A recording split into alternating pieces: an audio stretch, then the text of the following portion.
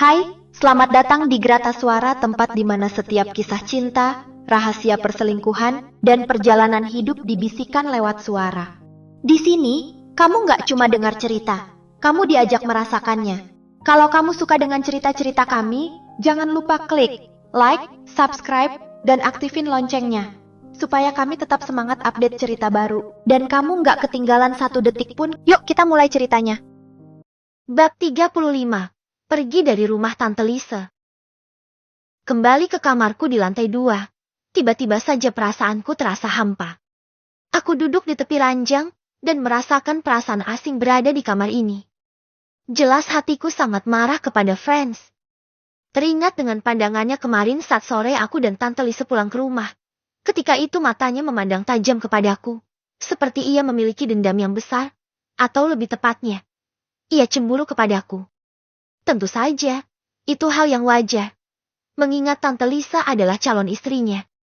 Dan lebih wajar lagi jika ia mengetahui apa yang telah diberikan oleh Tante Lisa kepadaku. Aku mengeluarkan ponsel, berniat hendak mengirim pesan kepada Tante Lisa. Tetapi ketika melihat pesanku sebelumnya masih belum dibaca, perasaanku sedikit was-was. Apakah dia sibuk itu? Aku mencoba menelponnya. Tetapi bahkan sampai nada sambung terakhir, panggilanku tidak diangkat. Setelah 2 kali gagal, aku langsung menuliskan pesan kepadanya. Hai, aku baru saja sampai di rumah.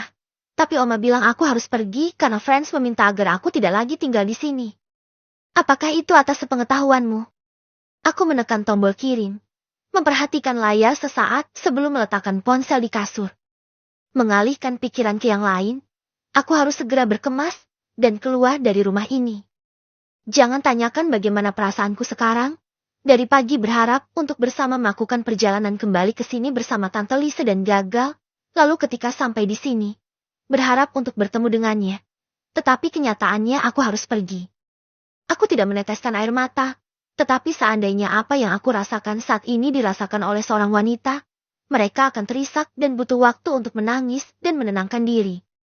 Mencintai calon istri orang di saat-saat terakhir sebelum ia menikah barangkali adalah sebuah kesalahan. Tetapi bagaimana aku bisa lari darinya? Perasaan seperti ini bukanlah sesuatu yang bisa diukur dengan logika. Dan aku yang benar-benar merasakan sendiri, tahu bahwa itu benar. Tidak banyak barang yang aku miliki di kamar. Hanya sekira 1 koper dan itu cukup semuanya. Selanjutnya, kemana aku akan pergi? Tidak mungkin aku kembali ke rumah nenek sore-sore begini. Dan jika nenek bertanya, bagaimana aku harus menjawab? Diusir secara mendadak, tentu akan menjadi pertanyaan buat nenek, dan aku tidak akan tahu harus mengatakan apa. Masalah ini harus dirahasiakan darinya. Mengemasi barang-barangku di kamar ini terasa seperti merobek bagian dari diriku sendiri. Setiap sudut ruangan, setiap benda yang aku sentuh, mengingatkanku pada semua kenangan yang harus aku tinggalkan. Aku menatap koperku yang hampir penuh. Hanya 1 koper kecil, seolah mengingatkanku bahwa aku tidak pernah benar-benar menjadi bagian dari tempat ini. Aku hanyalah seorang penyewa sementara di rumah ini. Tetapi pertanyaanku, apakah aku sebenarnya juga hanya penyewa sementara di hati Tante Lisa? Aku ingin tahu, apa yang sedang dia pikirkan sekarang? Mengapa dia tidak menjawab pesanku? Apakah dia tahu apa yang terjadi? Atau, apakah dia sebenarnya setuju dengan keputusan ini? Apakah dia berpikir mungkin aku hanya terlalu kecil untuk menjadi bagian dari hidupnya? Terlalu tidak berarti untuk diperjuangkan? Aku langsung terduduk. Memikirkan itu benar-benar terasa sangat menyakitkan. Mataku menjadi panas. Bahkan jika aku adalah seorang laki-laki, kesakitan ini hampir tidak tertahankan. Aku termenung beberapa saat lamanya di depan koperku, sebelum akhirnya membereskan semuanya. Menutupnya dan menguncinya untuk kemudian bangkit berdiri. Tetapi tiba-tiba pandanganku berkunang-kunang, tubuhku sempoyongan dan aku terjerembab jatuh ke belakang. Tersandar di dinding kamar, aku terpejam dan merasakan air mataku akhirnya benar-benar jatuh dan menitik begitu saja. Apa yang paling kutakutkan, terus terngiang di pikiranku. Ketakutan bahwa sebenarnya Tante Lisa sengaja tidak membalas pesanku, dan sengaja tidak mengangkat teleponku. Pemikiran itu bahkan jauh lebih menyakitkan. Daripada aku diusir oleh Oma Lilis karena perintah Franz. Jauh lebih membuatku sedih. Tidak masalah bagiku jika Franz, Oma Lilis dan Opa Sarma tidak menganggapku siapa-siapa. Tetapi jika Tante Lisa juga mengabaikanku, tidakkah perubahan itu terjadi sangat cepat? Aku sepenuhnya tidak siap untuk menanggungnya. Setelah kembali merasa tenang beberapa menit kemudian, aku mengambil tas ransel, ponsel di kasur dan membawa koper keluar kamar. Menuruni tangga dengan langkah berat, aku harus berpamitan kepada Oma Lilis yang tampaknya pura-pura sibuk di dapur. Bagaimanapun, aku tidak bisa pergi begitu saja. Aku datang baik-baik dan pergi juga baik-baik. Aku menginjakan satu persatu langkahku menuruni tangga, koper di tangan kanan dan ransel menggantung di pundak. Saat kakiku menyentuh lantai bawah, aku melihat Oma Lilis di dapur, berdiri di depan wastafel dengan punggung menghadapku. Suara keran air mengalir menjadi satu-satunya bunyi di ruangan ini, tetapi aku tahu dia menyadari aku berada di belakangnya. Oma, panggilku pelan. Oma Lilis mematikan keran, mengambil kain lap, dan perlahan berbalik. Wajahnya terlihat tegang, tapi ada sorot lain di matanya. Campuran rasa bersalah dan ketegasan yang sulit dijelaskan. Kamu sudah siap pergi, Dino? Tanyanya singkat, suaranya datar, tetapi jemarinya meremas kain lap di tangannya terlalu erat, seolah menahan sesuatu. Aku mengangguk pelan.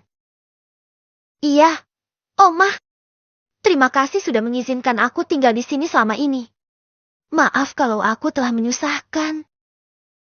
Ucapku. Aku memaksa sebuah senyuman. Dan aku tidak peduli jika itu hanya terlihat menjadi sebuah ringisan. Dia tidak langsung menjawab. Matanya menatap koperku, lalu beralih ke wajahku. Untuk sesaat, aku bisa melihat ekspresi itu melembut, tapi kemudian dia menarik napas panjang, menegakkan bahu, dan berbicara dengan nada yang terukur. Oma cuma mengatakan apa yang ingin Franz dan Lisa sampaikan. Dino, kamu tahu situasinya. Aku mengangguk lagi, tidak ingin memperpanjang percakapan saat ia mengatakan Franz dan Tante Lisa yang meminta ia untuk pergi. Dino paham? Oma. Potongku cepat. Dino paham situasinya. Dia mengalihkan pandangan, matanya sejenak menatap jendela, lalu kembali ke arahku. Hati-hati di jalan. Jangan terlalu banyak pikiran. Apapun yang terjadi, kamu harus fokus sama kuliahmu. Terima kasih, Oma. Ucapku lirih. Aku menyalami tangan Oma Lilis, lalu melangkah mundur, memberi isyarat perpisahan dengan sedikit membungkukkan tubuhku. Oma Lilis tidak bergerak dari tempatnya, hanya memegang kain lap itu lebih erat. Aku berjalan melewati ruang tengah. Rumah ini terasa begitu sepi, begitu asing. Padahal hanya malam kemarin lalu aku masih merasa seperti bagian dari tempat ini. Di rak dekat pintu, aku melihat sepatu Tante Lisa yang biasa dia kenakan. Sepatu itu seolah menatapku, mengingatkanku pada sosoknya yang kini terasa semakin jauh. Aku keluar rumah, udara sore yang dingin langsung menyentuh kulitku. Motorku terparkir di sudut garasi, terlihat seperti satu-satunya benda yang kini benar-benar milikku. Aku meletakkan koper di tengah antara diriku dan setang motor, lalu memasang helm tanpa pikiranku benar-benar ada pada setiap gerakan yang kulakukan. Sebelum menyalakan mesin, aku menoleh sekali lagi ke arah rumah. Tirai di ruang tamu bergoyang sedikit, seolah ada yang mengintip dari dalam. Itu pasti Oma Lilis. Dengan napas berat, aku menyalakan motor, lalu aku melaju perlahan meninggalkan rumah itu. Di kaca spion, aku melihat bayangan rumah itu semakin mengecil, hingga akhirnya menghilang dari pandangan. Tapi kenangan di dalamnya, aku tahu, tidak akan semudah itu untuk pergi dari pikiranku. Bab 36. Tinggal bersama Syasa. Aku menyewa sebuah kamar losmen, sangat sederhana dan harganya hanya 80.000 per malam. Itu adalah penginapan termurah yang dapat aku temukan. Tempat tidur, lemari pakaian dan sebuah meja tanpa TV tanpa AC. Yang kubutuhkan hanya tempat untuk menginap malam ini. Suara kipas angin kecil berderit di sudut ruangan. Aku duduk di tepi ranjang, menggenggam ponsel dengan harap-harap cemas. Sudah jam 8 lewat, dan tetap tidak ada kabar dari Tante Lisa. Aku mencoba menghubunginya lagi, meski sudah memperkirakan hasilnya. Nada sambung berbunyi beberapa kali sebelum berhenti. Tante Lisa tidak mengangkatnya. Apa sebenarnya yang sedang terjadi? Aku mencoba menyangkal pikiranku sendiri. Mungkin dia terlalu sibuk, mungkin ponselnya tertinggal, atau mungkin dia tertidur lebih awal. Tapi semua itu hanyalah upaya sia-sia untuk menenangkan diri. Dalam hati, pikiran yang paling coba kuhindari muncul. Apakah sebenarnya Tante Lisa sedang menghindariku? Aku merosot ke kasur, ponsel tetap dalam genggaman. Apa aku sudah membuatnya kecewa? Atau mungkin Franz benar-benar berhasil membuat dia percaya bahwa aku adalah masalah? Perasaan bersalah dan khawatir bercampur, seperti dua ombak besar yang saling bertabrakan dalam pikiranku. Seandainya saja dia mau membalas satu pesan. Hanya satu. Aku tidak peduli apa isinya, entah kabar singkat, penjelasan, atau bahkan kemarahan sekalipun. Setidaknya aku akan tahu bahwa dia baik-baik saja. Atau, apakah dia sudah menyerah pada perasaannya, memutuskan bahwa menjaga jarak dariku adalah pilihan terbaik.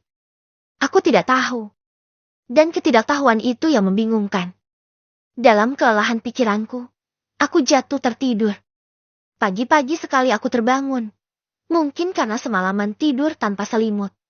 Dan kipas angin yang menembak langsung ke tubuhku. Kepalaku rasanya berdenyut. Teringat dengan Tante Lisa, aku buru-buru meraih ponselku dan memeriksa jika ada pesan. Aku melemparkan ponsel itu kembali ketika tidak menemukan balasan apapun dari Tante Lisa. Aku bangkit dari tidurku, duduk di tepi ranjang dan melihat jam dinding menunjukkan angka di 5:30 pagi. Membuka koper, aku mengambil handuk dan sabun, lalu pergi ke kamar mandi. Pagi ini, Syasa memintaku untuk menemaninya. Sebenarnya, ada satu hal lain yang harus aku bicarakan dengan Syasa. Waktu itu ia menawarkan bekerja dengannya dan aku belum memberikan jawaban. Aku tidak tahu apakah sebenarnya dia serius atau bercanda, tetapi dengan tawarannya bisa tinggal secara gratis di kafenya tersebut, membuatku jadi tertarik sekarang. Paling tidak, jika aku bekerja dengannya, aku menghemat biaya untuk kos-kosan. Miris memang, di saat lain aku mengajak Tante Lisa untuk kabur, dan sekarang aku mencoba mencari tempat tinggal gratis untuk menghemat uang. Aku menertawakan diriku sendiri, pantas saja Tante Lisa tidak percaya kepadaku. Bisa-bisa ia akan kelaparan hidup bersamaku. Mungkin itu yang dipikirkannya. Kesedihanku tidak berkurang sedikit pun. Bahkan ketika aku menunggu Syasa di kantin kampus. Menyantap sarapan nasi goreng dengan setengah hati, aku memandang keluar jendela. Pagi yang cerah, tak mampu membangunkan hatiku dalam kemurungan ini. Berulang kali melihat pesan di ponsel, tetap saja tidak ada satupun balasan Tante Lisa. Sederet pesanku kemarin, masih belum dibacanya. Suara langkah kaki mendekatiku dari belakang. Diikuti suara tarikan kursi.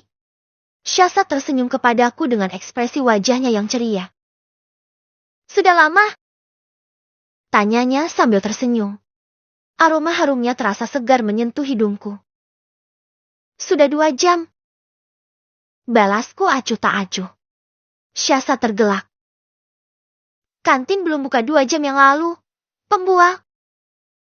Ucapnya sambil melambaikan tangan ke pelayan. Kita akan ke kampung Mawar hari ini. Apakah kamu siap? Tanya Syasa. Ia mengambil 2 lembar tisu dan mengelap meja. Kemudian meletakkan iPhone-nya. Membagikan baju. Tanyaku.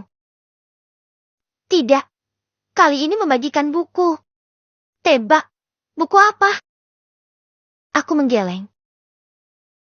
Tidak tahu. Jawabku. Buku belajar membaca untuk anak-anak. Jawabnya. Syasa mengangkat dagunya. Hendak melanjutkan. Tetapi kemudian ia tertegun. Ada apa denganmu? Kau tampak pucat. Dino. Tanyanya dengan wajah mengernyit. Aku menoleh kepadanya sekilas. Mengangkat bahuku. 2 hari di kampung. Pulang pergi naik motor. Jadi kecapekan. Kilahku menjawab. Au. Balas Syasa. Terus, kamu sanggup menyetir? Aku tidak sedang sakit.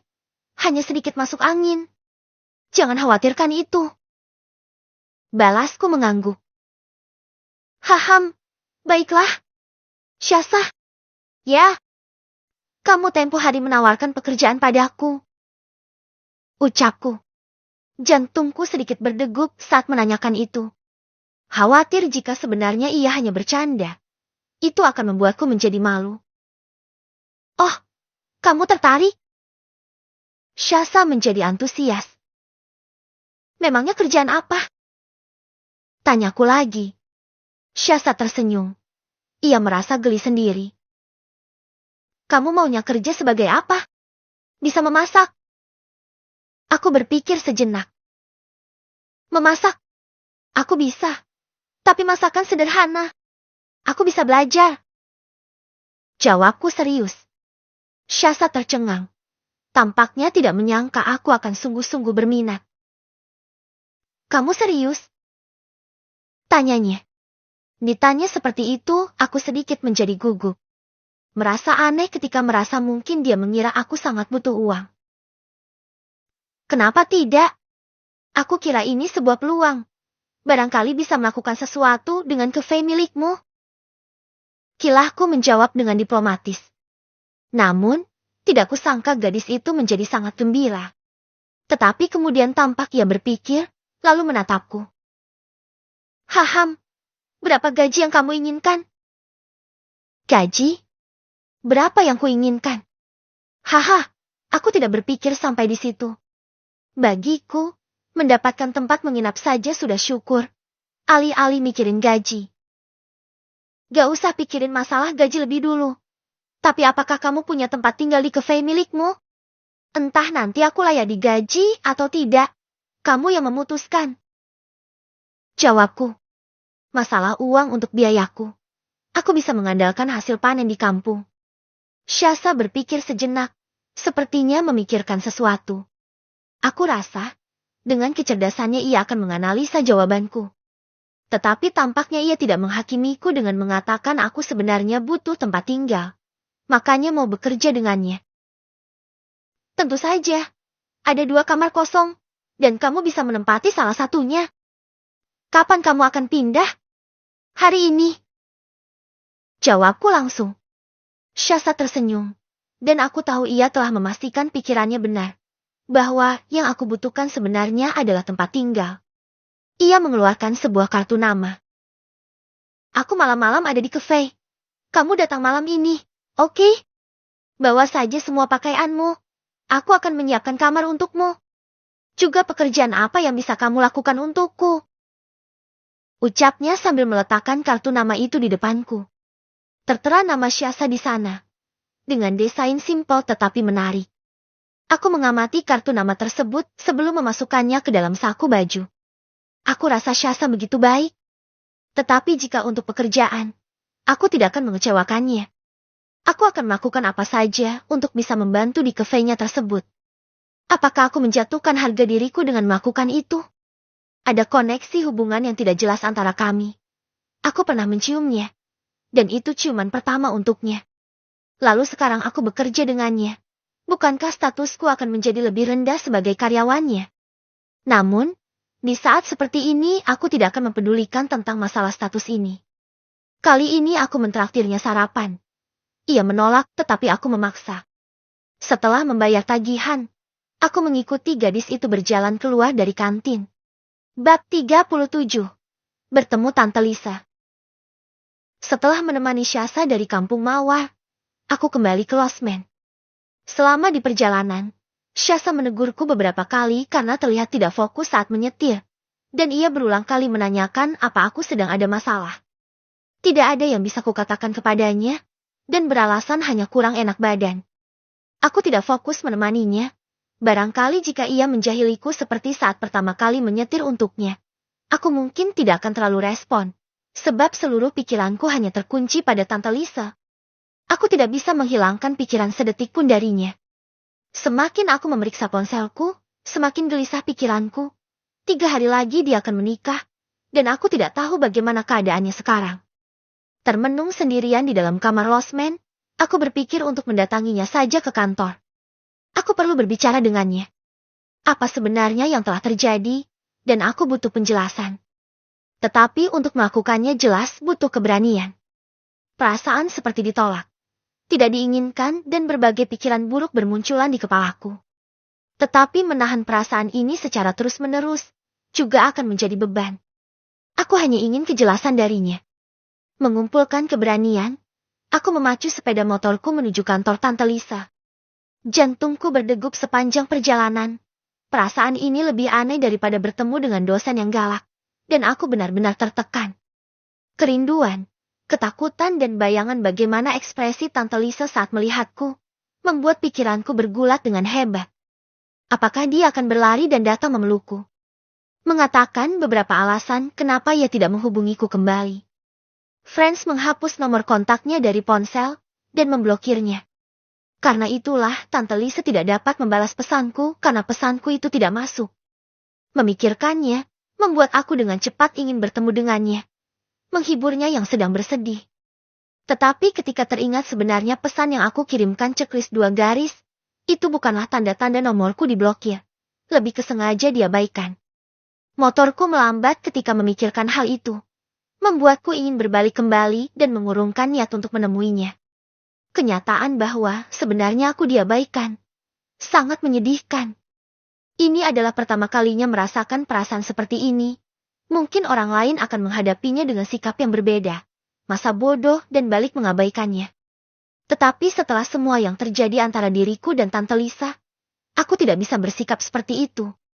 Ketika melihat gedung tinggi kantor Tante Lisa, aku menjadi semakin gugup. Telapak tanganku terasa dingin. Menemuinya dengan seluruh perasaan bimbang di dalam hati, lebih menakutkan daripada menghadapi 2 pemalak tempo hari. Rasanya aku lebih suka berkelahi daripada memiliki perasaan seperti ini di dalam hatiku. Apa sih sebenarnya yang aku takutkan? Temui dan bertanya. Jika Tante Lisa mengatakan tidak, maka semua selesai dan lanjutkan kehidupan. Tidak satu wanita di dunia, dan masih ada yang lainnya. Bentakku di dalam hati memaksa untuk menguatkan diri. Sedikit pergulatan itu membuat keberanianku naik sedikit lebih tinggi. Masa bodoh, yang aku inginkan hanya penjelasan darinya. Begitu masuk ke dalam halaman kantor, aku langsung memarkirkan sepeda motor, membuka helm lalu menggantungnya di spion. Kemudian aku berjalan menuju teras lobi. Security menanyakan keperluanku dan aku menjawab dengan terus terang. Tidak ada masalah sama sekali. Aku sudah tahu bagaimana caranya masuk ke dalam kantor ini. Tetapi begitu berada di lift, keberanianku surut kembali. Membayangkan sebenarnya aku hanya berjarak tidak beberapa meter dari Tante Lisa. Dadaku bergemuruh. Dan gemuruh itu semakin menjadi ketika aku berdiri tepat di depan pintu ruangan kantor Tante Lisa yang tertutup. Seorang pegawai wanita muda tersenyum ketika ia berjalan melewatiku yang diam mematung. Setelah wanita itu pergi, aku mengusap wajahku dan memegang gagang pintu. Ini tidak akan menjadi apa-apa. Tidak ada yang perlu ditakutkan. Batinku. Dengan pelan, aku menekan gagang pintu tersebut dan pintu perlahan kudorong. Begitu masuk ke dalam, aku melihat punggung Tante Lisa yang sedang berdiri memandang keluar jendela. Ia terlibat percakapan ponsel yang terdengar seperti membahas masalah pekerjaan. Tante Lisa langsung menoleh. Ia tertegun ketika melihat bahwa orang yang masuk adalah diriku. Aku melemparkan senyum, terasa canggung, tetapi tampaknya mungkin terlalu fokus dengan percakapannya. Tante Lisa dengan cepat mengalihkan pandangannya lagi ke arah sebelumnya, melanjutkan teleponnya. Melihat punggung Tante Lisa, tubuhku bergetar. Perasaan rindu bercampur dengan perasaan lelah seolah-olah telah berjalan begitu jauh, dan akhirnya menemukan tempat untuk berlabuh. Keinginan di dalam diriku begitu kuat untuk segera datang dan memeluknya dari belakang, menumpahkan segala keluh kesah, dan ia akan menghiburku dengan kata-katanya. Namun, ada sesuatu yang rasanya asing yang membuatku tidak bisa melakukannya begitu saja. Setidaknya sampai aku melihat bagaimana reaksinya setelah menyelesaikan panggilan teleponnya. Aku hanya terus berdiri sambil mengamati gambar di dinding, memunggungi Tante Lisa. Pikiranku sedikit pun tidak ada di lukisan yang kulihat.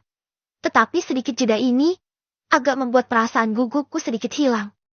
Aku berbalik ketika mendengar suara kursi ditarik. Tetapi Tante Lisa langsung memeriksa dokumen di mejanya dan menuliskan sesuatu.